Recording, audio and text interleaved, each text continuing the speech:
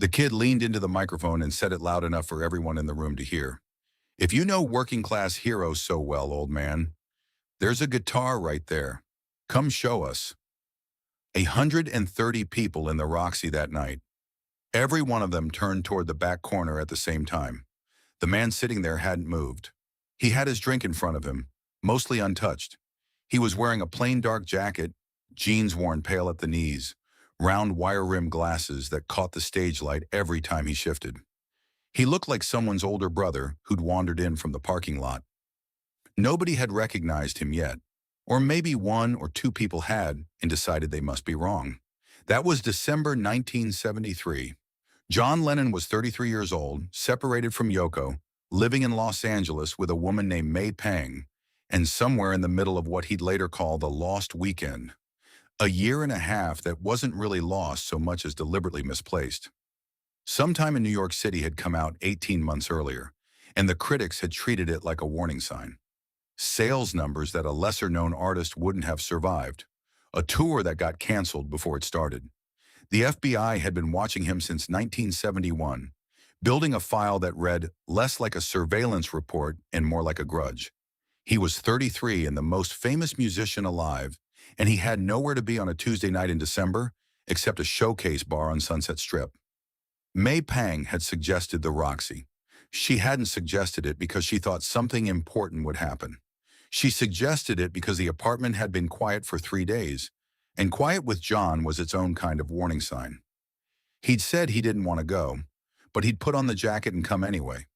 The kid on stage was named Danny Hale, 24 years old, born in Manchester, raised in Los Angeles after his parents moved when he was 9.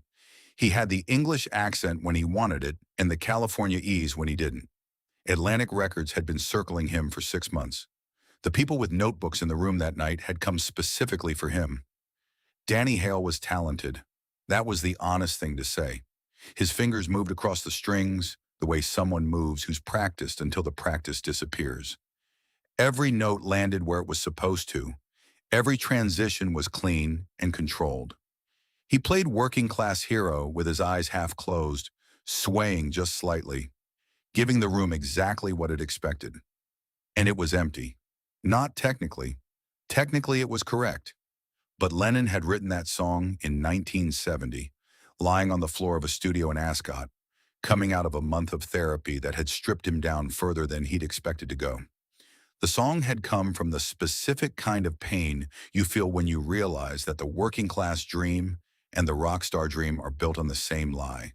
Danny Hale was playing every note. He wasn't within a mile of the song.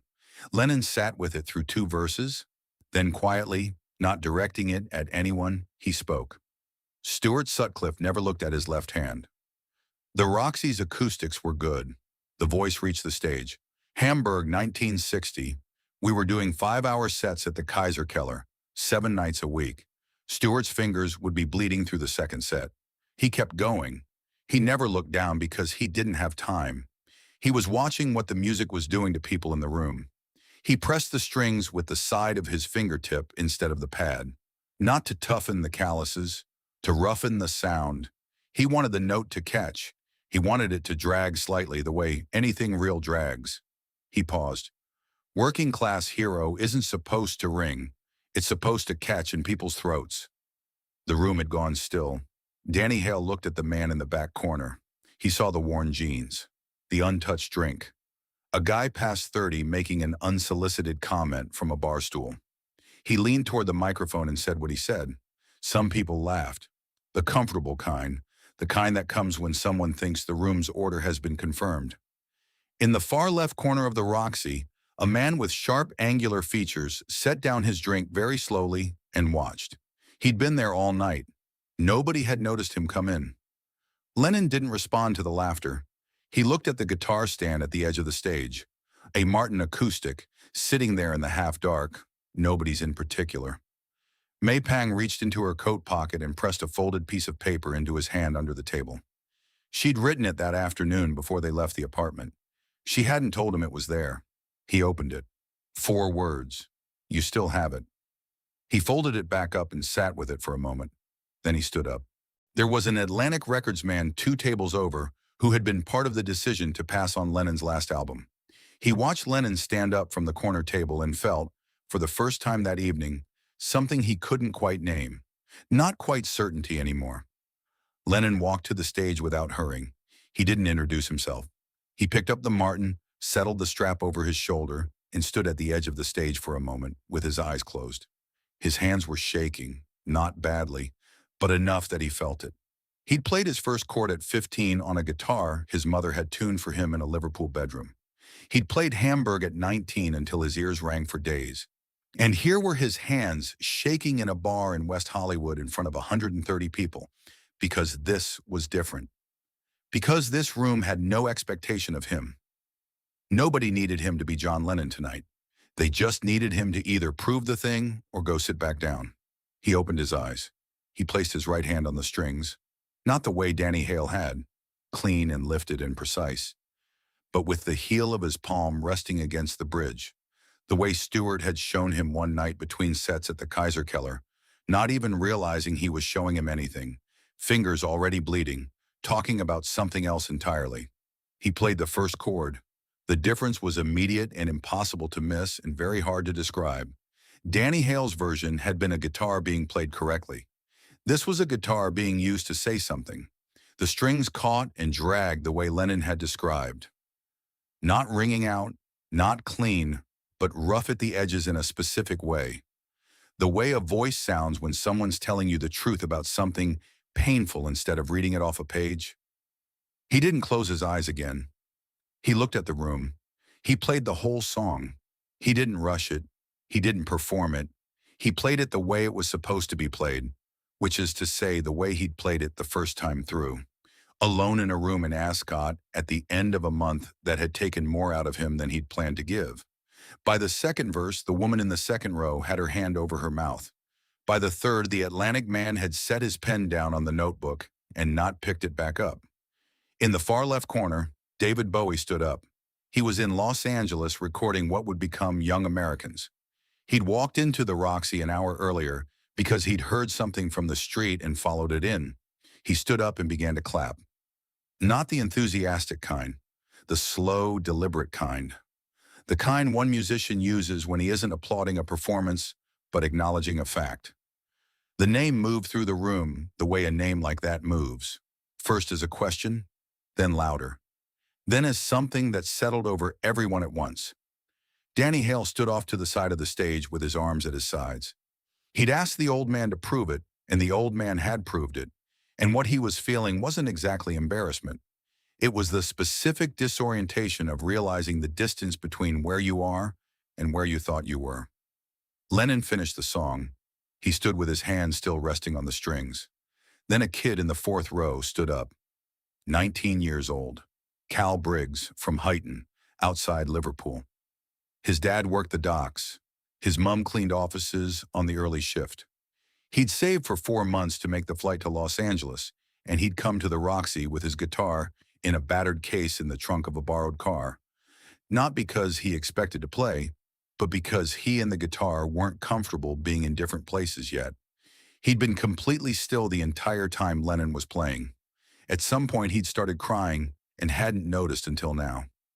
Cal walked up to the edge of the stage and asked one question, quietly so only Lennon could hear. How do you make it drag like that? How do you stop it from ringing clean? Lennon didn't answer with words. He held out the Martin.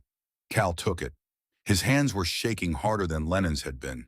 He played 8 bars, nervous, uneven, too tight across the shoulders. Lennon reached over and moved Cal's right hand, adjusted the heel of the palm against the bridge. One small correction. Took about 2 seconds. Cal played the same 8 bars again. The difference wasn't enormous, but something in the tone had shifted. Slightly rougher, slightly more human, like something that was previously finished had just become unfinished in the right way. Lennon nodded once. Across the room, Bowie was watching. When his eyes met Lennon's, something passed between them that didn't need a name. 2 people who'd spent enough years on enough stages to know exactly what they were looking at. Lennon set the guitar back on the stand. He walked back to his table and sat down. He picked up his drink. May Pang looked at him and didn't say anything. He reached into his pocket and placed the folded piece of paper on the table in front of her. Outside on Sunset Strip, the night was doing what December nights in LA do. Cool and clear and too bright. The kind of clean that only comes when the Santa Ana wines have pushed everything else out. Lennon stood in the doorway for a moment before getting into the car. 6 months later, he walked into Record Plant Studios in New York and started recording Walls and Bridges. The album went to #1. Whatever Gets You Through the Night became the only solo #1 single of his lifetime. When Elton John called in the bet, "You promise to come on stage if it hits #1," Lennon kept his word and played Madison Square Garden in front of 20,000 people on Thanksgiving night. It was the last time he ever performed live. None of that was visible yet on that December night in the Roxy. He was just a man with shaking hands who'd stood up when he didn't have to. The Atlantic man left without speaking to anyone. Danny Hale never made the Atlantic roster. He spent the following decade doing session work in Nashville. The musicians who played with him said he was someone who listened differently than most, who heard what was missing in a performance and didn't pretend it wasn't there. He never spoke publicly about the night at the Roxy. Cal Briggs flew back to Liverpool in January. He practiced the adjusted technique every day for 2 years until it stopped being a technique and became the way he played. He never became famous. He played pubs and small venues around Merseyside for 30 years. The people who saw him regularly said there was something about his sound that was different from other guitarists. Rougher, more human, like something that catches in the chest before it reaches the brain. He wouldn't have been able to tell you exactly why. David Bowie and John Lennon recorded together 14 months later in January 1975. They made fame in a single session. Neither of them mentioned the Roxy. Some nights are complete in themselves. They don't need a story because they already are one.